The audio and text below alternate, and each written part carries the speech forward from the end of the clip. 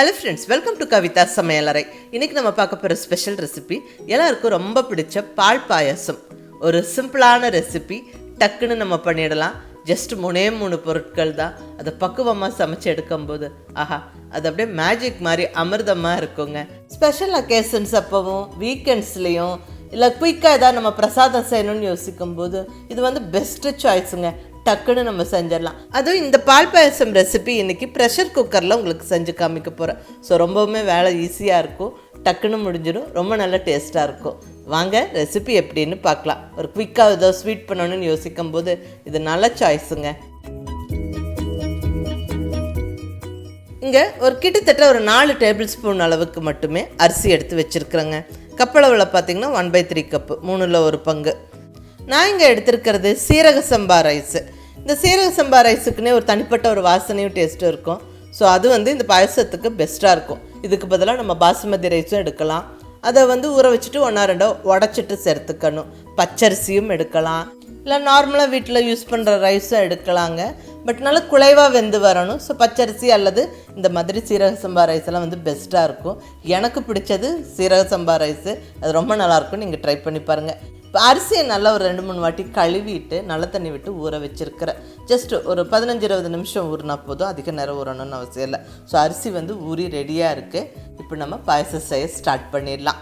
இப்போ இங்கே ஸ்டவ்வில் நல்லா ஒரு குக்கர் வச்சாச்சுங்க. நல்லா அடிகனமான குக்கர் வச்சுருக்குறோம். குக்கரை நல்லா சுடுதண்ணி விட்டு கழுவி வச்சாச்சுங்க. நம்ம பால் பாயசம் எல்லாம் செய்யும்போது எந்த பாத்திரத்தில் நம்ம சமைக்கிறோமோ அதை நல்லா கழுவி வச்சுக்கிறது பெஸ்ட்டு. இதெல்லாம் ஒரு பேசிக் டிப்பாக அவங்களோட ஷேர் பண்ணிக்கிறேன். இங்கே 1 லிட்டர் அளவுக்கு பால் சேர்த்துருக்குறேன் குக்கரில். இந்த பாலை நல்லா ஒரு 5 நிமிஷத்துக்கு நல்லா காய்ச்சிடுவோம். ஹை ஃப்ளேம்லேயே ஸ்டவ்வை வச்சுக்கோங்க. நல்லா இப்படி கிளறி கொடுத்துக்கோங்க. ஏன்னா திக்கான பால் ஊற்றும் போது ஒரு சில சமயம் கீழே கொஞ்சம் அடிப்பிடிக்கிறதுக்கு வாய்ப்பு இருக்குது. ஸோ நல்லா கிளறி விட்டு நல்லா ஒரு கொதிக்கு பாயில் ஆக விட்டுருங்க. நல்லா பாயில் ஆனதுக்கப்புறம் இப்போ இந்த ஸ்டேஜில் ஒரு 4 டேபிள் ஸ்பூன் அளவுக்கு சர்க்கரை சேர்த்துக்கிறேன். அதாவது எந்த கப்பில் நான் அரிசி அளந்தனோ அதிலே சர்க்கரை எடுத்து அளந்து சேர்த்துக்கிறேன். ஏன்னா நான் இது போக மில்க் மெய்டு சேர்க்க போகிறேன். ஸோ அதனால் சர்க்கரையோட அளவு இங்கே நான் கம்மியாக சேர்க்கிறேன். நீங்கள் மில்க் மெய்டு சேர்க்கல அப்படின்னா அதிகமாக சேர்த்துக்கணும். ஒரு 3/4 கப்லேருந்து 1 கப்பு வரைக்குமே உங்களுடைய டேஸ்ட்டுக்கு தகுந்த மாதிரி நீங்கள் சர்க்கரை சேர்த்துக்கோங்க. நான் இங்கே ஜஸ்ட் ஒரு 4 டேபிள் ஸ்பூன் மட்டுமே சேர்த்துக்கிறேங்க. ஏன்னா இது போக நான் மில்க் மெய்டு சேர்க்க போகிறேன். ஃபஸ்ட்டு இப்படி சர்க்கரையை சேர்த்து அதை நல்லா கரையிற வரைக்கும் நல்லா காய்ச்சி கொடுத்துட்டு அதுக்கப்புறமா இப்போ நம்ம அரிசியை சேர்க்குறோம்.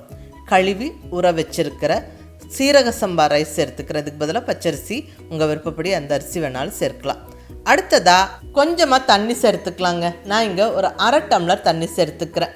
ஏன்னா நம்ம இங்கே சேர்த்துருக்கிறது நல்லா திக்கான பால். அதில் அரிசியும் சேர்த்து வேக வைக்கும் போது கொஞ்சம் நல்லாவே கெட்டிப்படும். இனி நம்ம குக்கரை மூடி போட்டு நம்ம வேக வைக்க போகிறோங்க. ஸோ பெஸ்ட் கொஞ்சம் தண்ணி விட்டுக்கிறது நல்லது. குக்கர் மூடி போடுறதுக்கு முன்னாடி ஸ்டவ்வை கண்டிப்பாக இப்படி லோ ஃப்ளேமில் வச்சுக்கோங்க. ஸ்டவ்வை சிம்மில் வச்சுட்டு கொஞ்சமாக நெய் விட்டுக்கலாம். நான் இங்கே 1 டீஸ்பூன் அளவுக்கு மட்டுமே நெய் சேர்க்கிறேன். நெய் நம்ம இவ்வளோதான் நம்ம சேர்க்கணும். இதுவும் ஆப்ஷனல், நீங்கள் வேணும்னா சேர்த்துக்கலாம், இல்லைன்னா ஸ்கிப் பண்ணிக்கலாம். நான் எதுக்காக நெய் சேர்க்கிறேன்னா, நம்ம மூடி வச்சு வேக வைக்கும்போது விசில் வரும்போது ஒரு சில சமயம் ரொம்ப தெரித்து வெளியே வரும். அது வராமல் இருக்கிறதுக்கு இந்த நெய் நம்மளுக்கு ஹெல்ப்ஃபுல்லாக இருக்கும். அதுக்கு வேண்டி தான் அந்த நெய் சேர்க்குறோம். இனி ஸ்டவ்வை சிம்மில் வச்சுட்டு ஒரு 15-20 நிமிஷம் அப்படியே நம்ம விட்டுருவோம். விசில் வந்தால் ஒரு 2-3 விசில் வரட்டும். இல்லைன்னா நல்லா சிம்மில் ஸ்டவ்வை வச்சு ஒரு 15-20 நிமிஷம் அப்படியே விட்டுட்டு நம்ம ஸ்டவ்வை ஆஃப் பண்ணி இந்த ஸ்டீம் ப்ரெஷர்லாம் தீர்ந்ததுக்கப்புறமா தான் நம்ம ஓப்பன் பண்ணணும். பட் ஸ்டவ் கண்டிப்பாக லோ ஃப்ளேம்லேயே வச்சு குக் பண்ணுங்கள். அப்போ தான் நல்லா அந்த பால் திக்காகும், அரிசி வெந்துடும். விசில் வரும்போதும் பொங்கி வெளியே அந்த லீக்கேஜஸும் இருக்காதுங்க. ஸோ நல்லா சிம்மில் வேக விட்டு நான் ஸ்டவ் ஆஃப் பண்ணி அந்த ஸ்டீம் ப்ரெஷர்லாம் போனதுக்கப்புறம் இப்போ ஓப்பன் பண்ணுறேன். பாருங்கள், நல்லா அந்த அரிசி பாலோடு வெந்து நல்லா திக்காக இருக்குது. அந்த பால் நல்லா திக்காகி நல்லா அந்த க்ரீமியான கலர், லைட்டு பிங்க் கலர், அந்த லைட் எல்லோ கலர் அழகாக தெரியுது பாருங்கள். ஸோ இந்த அளவுக்கு நல்லா திக்காக இருக்கணும். இப்போ அகைன் நான் ஸ்டவ்வை ஆன் பண்ணிட்டேன். இன்னும் ஒரு 5-6 நிமிஷத்துக்கு இந்த பாயசம் இன்னும் கொஞ்சம் கொதித்து இன்னும் கொஞ்சம் திக்காகட்டும். நல்லா கலந்து விட்டுட்டு இப்போ இந்த ஸ்டேஜில் நம்ம கண்டென்ஸ்டு மில்க் சேர்த்துக்குவோம். நம்ம கண்டென்ஸ்டு மில்க் சேர்க்கும்போது பாயசம் நல்லா இன்னும் கொஞ்சம் திக்காகும், நல்ல ரிச் அண்ட் க்ரீமியாக இருக்கும், ரொம்ப நல்லா டேஸ்ட்டாக இருக்குங்க. பட் இந்த கண்டென்ஸ்டு மில்க் சேர்க்கிறது ஆப்ஷனல். நம்ம வேணும்னா சேர்த்துக்கலாம், இல்லைன்னா ஸ்கிப் பண்ணிக்கலாம். இதுக்கு பதிலாக சர்க்கரையோட குவான்டிட்டியை நீங்கள் அதிகப்படுத்திட்டு பாலை இன்னும் கொஞ்சம் நல்லா திக்காக்கிக்கணும். கண்டென்ஸ்டு மில்க் சேர்த்துட்டு இன்னொரு 3-4 நிமிஷம் நம்ம கொதிக்க வைக்கும்போது பாயசம் இன்னும் கொஞ்சம் திக்காகும், இன்னும் கொஞ்சம் க்ரீமி ஆகும். இந்த ஸ்டேஜில் ஒரு 2 சிட்டிகை அளவுக்கு குங்குமப்பூ சேர்த்துக்கிறேன். பால் பாயாசத்தில் குங்குமப்பூ சேர்க்கிறது ஒரு ஸ்பெஷல் டச்சுங்க. அதுக்கு ஒரு தனிப்பட்ட ஃப்ளேவரும் நல்ல ஒரு கலரும் கிடைக்கும், ரொம்ப நல்லாயிருக்கும். ஒரு ஸ்பெஷல் அக்கேஷன்ஸ் அப்போல்லாம் இந்த மாதிரி குங்குமப்பூவெல்லாம் போட்டு அந்த பால் பாயாசம் சூப்பராக இருக்குங்க. ஒரு அருமையான டெசர்ட், சிம்பிள் அண்ட் ஈஸியாகவும் சமைச்சிடலாம். இந்த பால் பாயாசத்துக்கு ஏலக்காய் பொடி, திராட்சை முந்திரி எல்லாம் ஆப்ஷனலுங்க. நம்ம வேணும்னா சேர்த்துக்கலாம், இல்லைன்னா ஸ்கிப் பண்ணிக்கலாம். ஏன்னா அந்த பால் நல்லா சுருங்க காஞ்சி வரும்போது அந்த பால் திக்காகிற அந்த வாசனையே ஒரு ஸ்பெஷலாக இருக்கும். அதுதான் இந்த பால் பாயாசத்துக்கு ஹைலைட்டாக இருக்கும். ஸோ ஏலக்காய் பொடி வேணுங்கிறவங்க சேர்த்துக்கோங்க, இல்லைன்னா ஸ்கிப் பண்ணிக்கோங்க. நான் இங்கே சேர்க்கலை, ஜஸ்ட் அந்த குங்குமப்பூ மட்டுமே போட்டு நல்ல ஒரு 2-3 நிமிஷம் நல்லா கொதிக்க விட்டுட்டு ஸ்டவ்வை ஆஃப் பண்ணி எடுத்து பரிமாறிடலாம். இது சூடாக சாப்பிட்றதுக்கும் ரொம்ப ரொம்ப நல்லாயிருக்கும். அதை விட ஃப்ரிட்ஜில் வச்சுட்டு சில்லுன்னு சாப்பிட்றதுக்கும் ரொம்ப நல்லாயிருக்குங்க. நான் பால் பாயாசம் எப்போ செஞ்சாலும் கொஞ்சம் அதிக குவான்டிட்டி செஞ்சு ஃப்ரிட்ஜில் எடுத்து வச்சுப்பேன். ஒரு 2-3 நாளைக்கு மேலே வச்சு சாப்பிடலாங்க. கொஞ்சம் சில்லுன்னு சாப்பிட்றதுக்கு கொஞ்சம் ஐஸ்கிரீம் போல் ரொம்ப நல்லாயிருக்குங்க. இங்கே மேலே கொஞ்சம் அலங்கரிக்க நான் கொஞ்சம் பாதாமும் பிஸ்தாவும் சீவி சேர்த்துக்கிறேன்.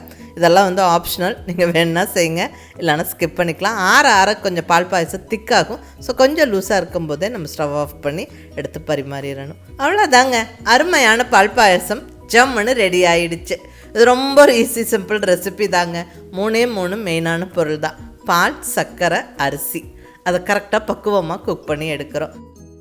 குங்குமப்பூ, மில்க் மேடெல்லாம் ஆப்ஷனல் தாங்க. அதை நீங்கள் வேணும்னா சேர்த்துக்கலாம், இல்லைன்னா ஸ்கிப் பண்ணிக்கலாம். சேர்க்கும்போது இன்னும் கொஞ்சம் க்ரீமியாக நல்லா ரிச் ஃப்ளேவர்ஸோடு இருக்கும். ஸோ அதெல்லாம் உங்கள் விருப்பம். பட் இந்த பால் பாயசம் நீங்கள் மிஸ் பண்ணாமல் ட்ரை பண்ணி பாருங்கள், ரொம்ப ரொம்ப சூப்பராக இருக்கும். ஒரு குயிக் அண்ட் ஈஸியாக ஒரு ஸ்வீட் செய்யணும், ஒரு நல்ல ஒரு டெசர்ட் செய்யணும் அப்படின்னு யோசிக்கும்போது இது ஒரு பெஸ்ட்டான சாய்ஸுங்க. நம்ம குக்கரில் கலந்து வச்சு விட்டுறலாம், டக்குன்னு ரெடி ஆயிரும். மிஸ் பண்ணாமல் ட்ரை பண்ணி பார்த்துட்டு எப்படி இருந்ததுன்னு உங்கள் ஃபீட்பேக் சொல்லுங்கள். பிடிச்சிருந்தா லைக் பண்ணி, ஷேர் பண்ணி, கமெண்ட் பண்ணுங்கள். கவிதா சமையலறை சப்ஸ்கிரைப் பண்ணி என்னுடைய மற்ற ரெசிபிஸும் வீடியோஸும் பாருங்கள். தேங்க்யூ.